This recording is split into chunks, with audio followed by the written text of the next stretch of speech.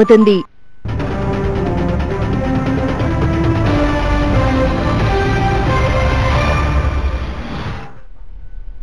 నమస్తే, welcome to Hyderabad times. బులెటిన్ల ముందుగా headlines చూద్దాం. హైదరాబాద్ లో చవితి వేడుకలకు భారీ ఏర్పాట్లు, మంటపాల నిర్వాహకులతో ప్రభుత్వం సమీక్ష.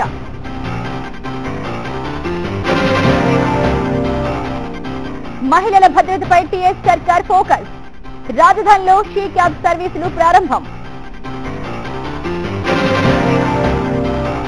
ఉద్యోగ ప్రకటనలతో కోచింగ్ సెంటర్ల జోరు, ప్రభుత్వ కొలువు ఇప్పిస్తామంటూ పైరవీలు. హకీంపేటలో ఘనంగా సిఐఎస్ఎఫ్ పాసింగ్ అవుట్ పరేడ్, క్యాడెట్ల గౌరవ వందనాన్ని స్వీకరించిన కేంద్ర హోంమంత్రి.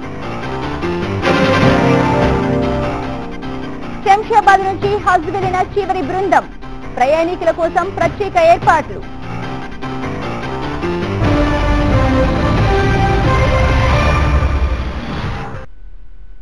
గణేష్ ఉత్సవాలను గ్రాండ్ గా నిర్వహించేందుకు తెలంగాణ సర్కార్ సిద్ధమవుతోంది. గణేష్ ఉత్సవాల సమయంలోనే బక్రీద్ పండుగ వస్తుండటంతో శాంతియుతంగా వేడుకలను నిర్వహించుకోవాలని ప్రజలను కోరింది ప్రభుత్వం. ఈ నెల 27న గణేష్ నిమజ్జనానికి భారీ ఏర్పాట్లు చేస్తున్నట్లు ప్రకటించింది. హైదరాబాద్ లో గణేష్ ఉత్సవాల నిర్వహణకు ఏర్పాట్లను ముమ్మరం చేసింది తెలంగాణ సర్కార్. గణేష్ ఉత్సవాలతో పాటు నిమజ్జన ఏర్పాట్లపై భాగ్యనగర్ ఉత్సవ కమిటీతో హోంమంత్రి నాయని నరసింహారెడ్డి సమీక్షించారు.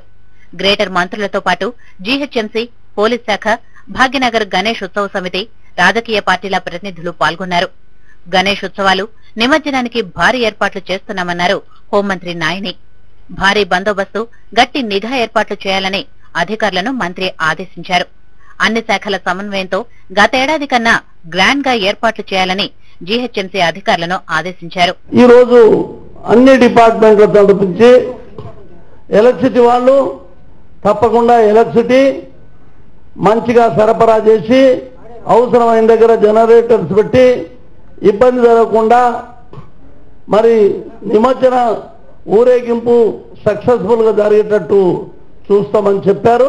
ఇక ఈ ఏడాది కూడా హుస్సేన్ సాగర్ లోనే వినాయక నిమజ్జనం చేయనున్నట్లు ప్రకటించింది సర్కార్. నిమజ్జనానికి క్రేన్స్ కూడా గతంలో కన్నా ఎక్కువగా సమకూర్చాలని నిర్ణయించింది. నిమజ్జన సమయంలో సౌండ్ సిస్టమ్స్ నిషేధించారు.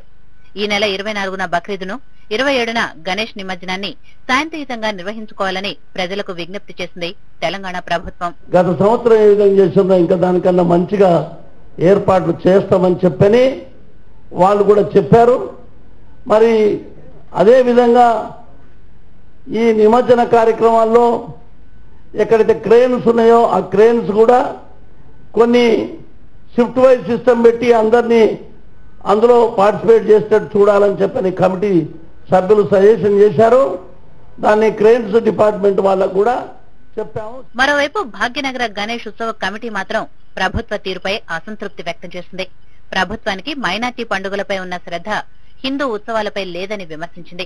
1,00,000 గణేష్ మండపాలు ఉన్న ఏర్పాట్ల విషయంలో తూతు మంత్రంగానే ప్రభుత్వం వ్యవహరిస్తుందని అసంతృప్తి వ్యక్తం చేసింది. సెక్యులర్ సీఎంగా పేరు తెచ్చుకునేందుకే హిందూ పండుగలపై కేసీఆర్ నిర్లక్ష్యంగా వ్యవహరిస్తున్నారని ఆరోపించింది.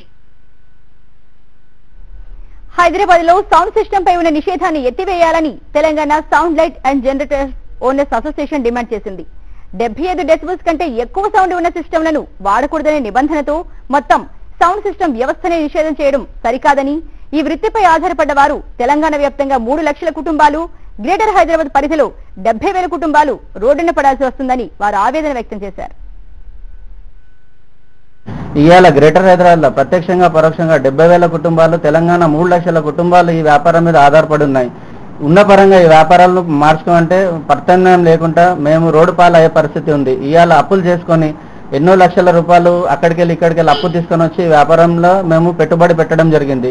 ఇవాళ మేము అమ్ముదామన్నా కూడా ఎవరు కొనేటట్టు లేకుండా, కాబట్టి డైరెక్ట్ సీఎం గారు అందరికీ న్యాయం చేస్తారు కాబట్టి మాకు కూడా న్యాయం చేస్తారన్నది చాలా ఆశ ప్రభుత్వం మీద ఉంది.